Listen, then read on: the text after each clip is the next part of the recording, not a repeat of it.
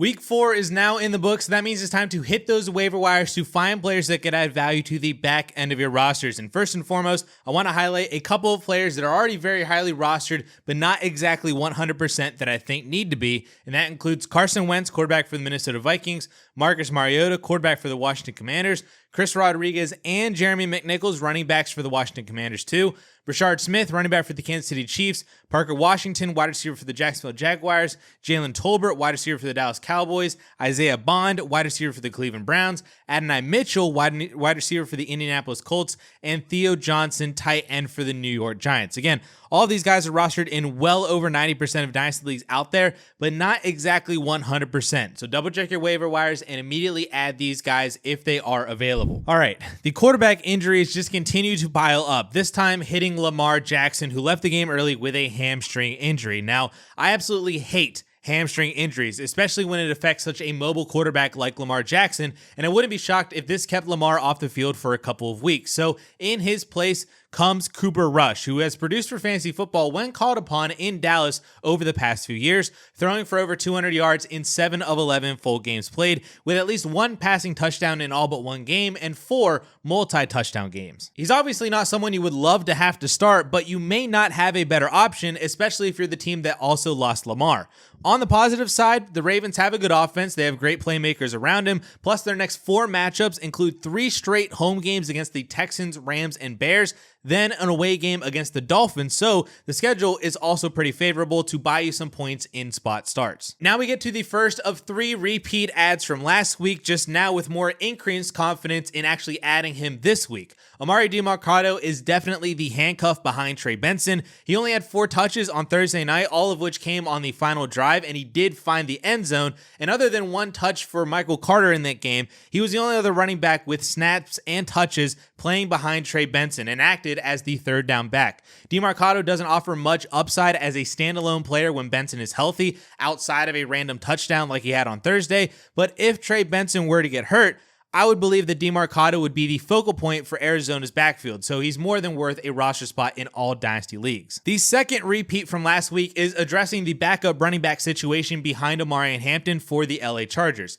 Now, I mentioned Hassan Haskins in last week's video as the supposed handcuff, but then Jim Harbaugh came out and said Kamani Vidal is actually the next man up after Najee Harris's season-ending injury, and he was called up from the practice squad for this week's game.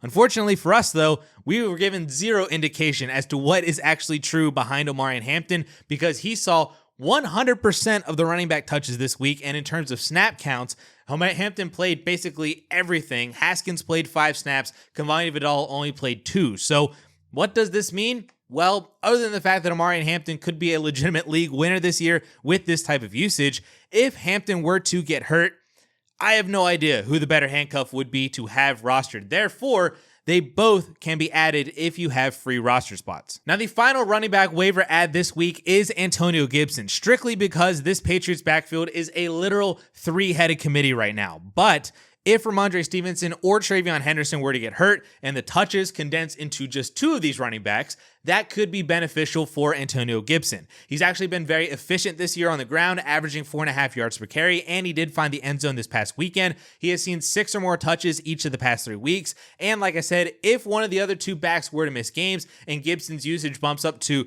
10 or more touches, that could be a fine spot start for you in case of injuries on your roster or with bye weeks now starting up this week. Moving on to the wide receiver position, obviously the major injury this week was to Malik Nabers, who's feared to have suffered at minimum a torn ACL, but that is not confirmed at the time of recording this. So assuming that Malik Nabers is out for the remainder of the year, the Giants starters at wide receiver become Wan'Dale Robinson and then Darius Slayton, with presumably Slayton being a major beneficiary as the more outside wide receiver in this offense, replacing Nabers' role in the offense. Jackson Dart actually looked pretty good in his debut, and if he actually is good and has a good rookie season, you would think that Darius Slayton could have some decent games for fantasy as Jackson Dart's wide receiver 1B, we'll call him, with Wan'Dale Robinson. He did lead the team in yards on Sunday with 44 yards on 3 receptions, so when the Giants find themselves in more passing situations and more higher volume passing game scripts, Slayton could have some sneaky double-digit fantasy performances. Turning over to the Niners receiving room, Demarcus Robinson could be a fine waiver add after his first game back from suspension this week.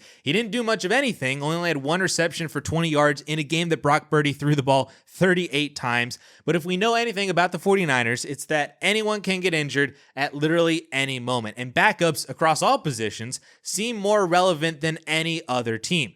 Ricky Pearsall and Juwan Jennings both came into this game hurt, and both also got hurt during this game. George Kittle is out 1 more week at least too, so you just never know when it comes to the 49ers. If you have an extra roster spot and you just want to add a guy, consider looking at Demarcus Robinson. The final repeat ad from last week is Commanders receiver Luke McCaffrey, who finished second on the team in yards and found the end zone this week with Marcus Mariota at quarterback and Terry McLaurin inactive. He only saw 3 targets, which was also tied with Jalen Lane and Chris Moore, the other 2 receivers fighting for the wide receiver 2 role behind Deebo Samuel, but I think Luke McCaffrey is the better guy to target on waivers if you are looking for both a short-term and long-term stash on this Commanders team. In the short term, Terry McLaurin was labeled as week to week with his quad injury from last week, with the belief is that he wouldn't need to go on IR, but is at least serious enough that he's probably out for at least another week or 2. So if you needed a bye week or injury fill-in and you were that desperate at the wide receiver position,